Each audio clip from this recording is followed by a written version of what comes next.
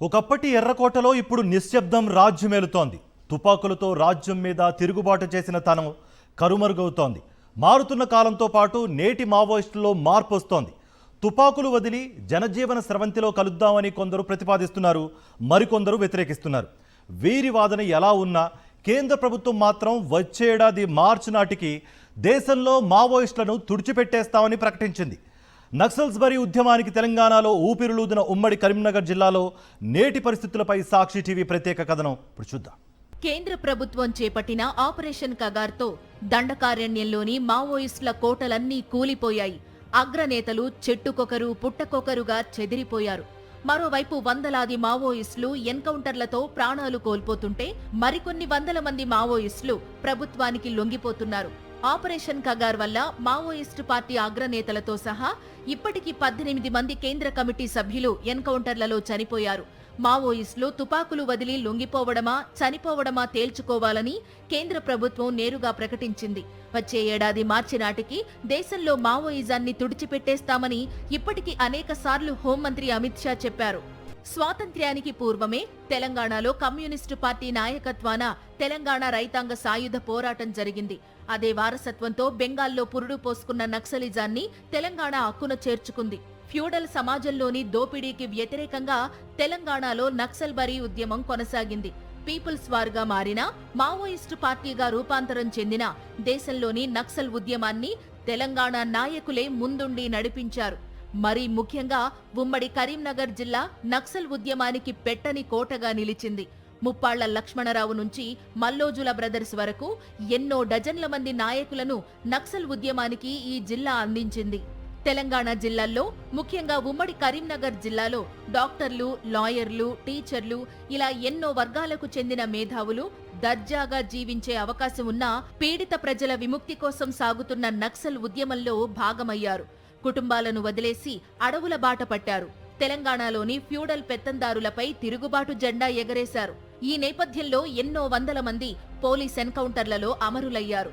మారుతున్న టెక్నాలజీతో గతం కంటే మిన్నగా భద్రతా దళాలు మావోయిస్టుల కంచుకోటలు అనుకున్న దుర్గమ అరణ్యాల్లోకి కూడా చొచ్చుకుపోయారు. కేంద్రం ప్రకటించిన లక్ష్యానికి అనుగుణంగా భద్రతా దళాలు మావోయిస్టులను చుట్టుముట్టి ఎన్కౌంటర్లు చేస్తున్నారు. మారుతున్న కాలమాన పరిస్థితులు, భద్రతా దళాల నుంచి ఎదురవుతున్న దాడుల దృష్ట్యా మార్పు అనివార్యమని మావోయిస్టులు భావిస్తున్నారు. అందుకే కాల్పుల విరమణ పాటిద్దామని కేంద్రానికి ప్రతిపాదించారు. కానీ కేంద్రం మాత్రం లొంగిపోతే బ్రతికిపోతారని చెబుతోంది, లేదంటే తుడిచిపెట్టేస్తామని హెచ్చరిస్తోంది.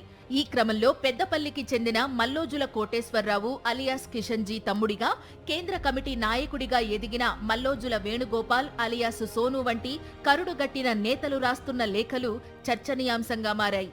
పార్టీలో విభేదాలు మొదలయ్యాయనే వాదన బయలుదేరింది. అయితే విభేదాలు పరిష్కరించుకుంటారని, తిరుగుబాటు కొనసాగుతుందనే విధంగా వారు కనిపిస్తున్నారు.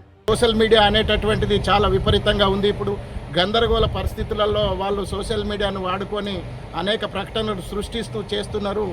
అది తప్పకుండా ఎప్పుడు వాళ్ళు ఆయుధాలను వదిలి వచ్చే ప్రసక్తే ఉండదు. ఒకవేళ అభిప్రాయ భేదాలున్నా వాళ్ళు చర్చించుకుంటారు.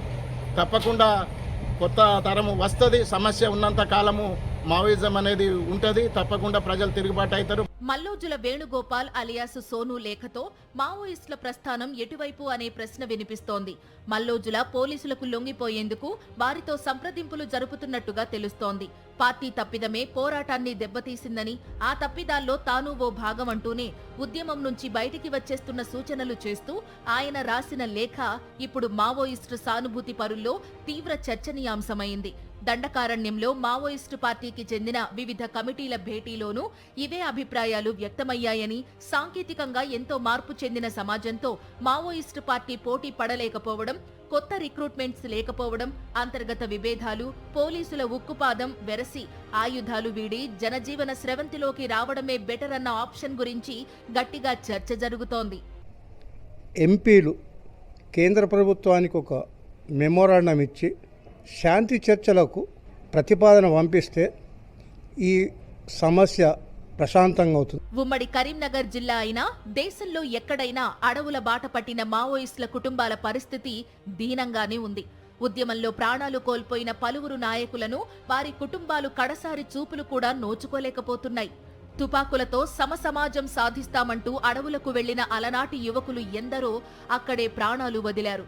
కొన్నేండ్లుగా వరుసగా సాగుతున్న ఎన్కౌంటర్లలో పెద్ద సంఖ్యలో చనిపోతున్నారు. ఒకనాడు దేశంలోని సగం జిల్లాలో సాయుధ పోరాటాన్ని సాగించిన నక్సల్స్ ఇప్పుడు నిస్సహాయ పరిస్థితుల్లో చిక్కుకుపోవడం మారుతున్న సామాజిక పరిస్థితులకు సూచిక అనుకోవాలా?